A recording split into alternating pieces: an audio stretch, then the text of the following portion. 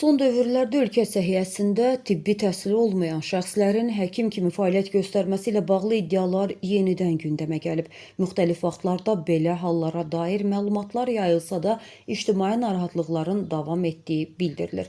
Uzun müddətdir Amerikada yaşayan jurnalist Qənirə Ataşova bu istiqamətdə araşdırmalar apararaq diplomu olmayan və ya qanunsuz tibbi fəaliyyət göstərdiyi iddia edilən şəxslərlə bağlı siyahılar paylaşır.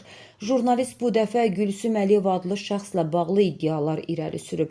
Onun sözlərinə görə həmin şəxsin həkim diplomu olmadan cərrahi əməliyyatlar apardığını göstərən video sübutlar mövcuddur. İddialarda qeyd olunur ki, Gülsüm Əliyevanın tibbi təhsili yoxdur və o karyerasına Respublika xəstəxanasında baş həkimin katibəsi kimi başlayıb. Daha sonra isə cərrahiyyə sahəsində fəaliyyətə keçib. Paylaşılan məlumatlarda onun tibbi müdaxilələr həyata keçirdiyi iddia olunan görüntülərin ciddi narahatlıq doğurduğu vurğulanır. Bu məsələ ilə bağlı ictimaiyyət aidiyyatı qurumlara, Azərbaycan Baş Prokurorluğu və Azərbaycan Səhiyyə Nazirliyinə müraciət edərək rəsmi açıqlama verilməsini tələb edir. Səsləndirilən iddialarla bağlı qarşı tərəfin də mövqeyini işıqlandırmağa hazırıq.